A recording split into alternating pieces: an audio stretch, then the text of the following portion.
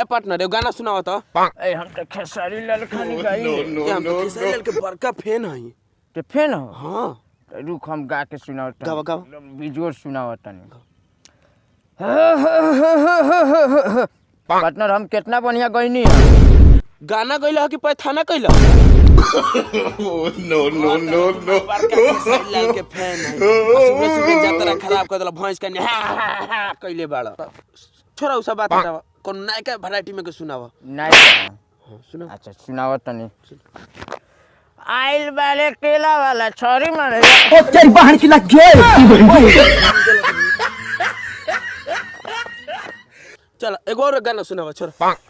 आइल वाले केला वाला छोरी आना ले पुदीना अरे ले पुदीना आ सुनाओ तनी गाना रे ले हां भोले आई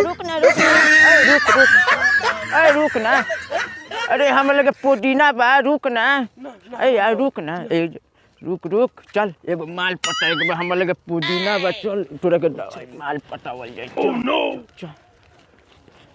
रुक पार्टनर रुक एगो गाना बजाओ तनी तब न माल पटी। हां बजाओ बाकी ते अपना खानी मत बजाइए ना हम बजाओ तनी निवन बजाओ कि माल पटी। अरे ई क्या रे? गाना बजावे वाला ह एमे केवल लाइन देवे के पड़ी। लाइन देख पड़ी।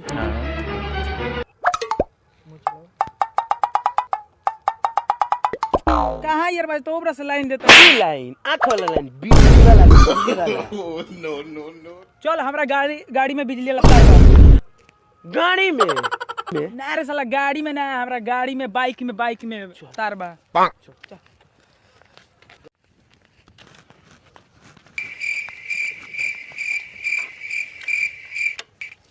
हाँ ये तार हो।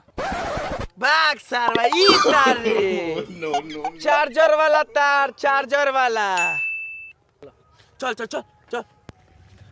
रुक हम बजाओ तनी देखेंगे बजे भी देखा सकेंगे बजेला।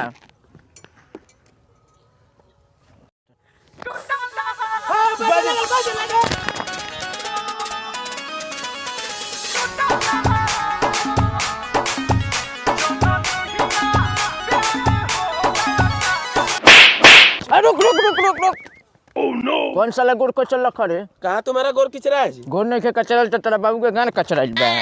आपका गोर किचरा गया है? नहीं कहीं किचरा है नहीं। बजा भाई बजा। हमरा माल के फोन आइल। जो साला तोरा इहे तो काम हो खाली तोर माले के फोन आता। उनु चल गइल छिना रख बजा भाई तेज बजा। नो नो नो नो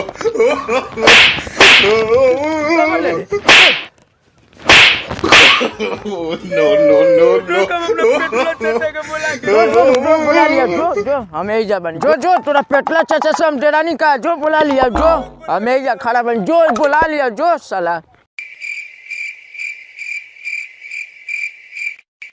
तो भाई लोग अगर दूसर का पार्ट देखल चाहता रहो लोग तो चैनल के सब्सक्राइब करके जौन बगल में बेल आइकन है जौना के दबा के 1 कर दिया लोग। भाई लोग बहुत ही मेहनत लगता है वीडियो बनाने में। प्लीज लाइक करें शेयर करें और कमेंट करें।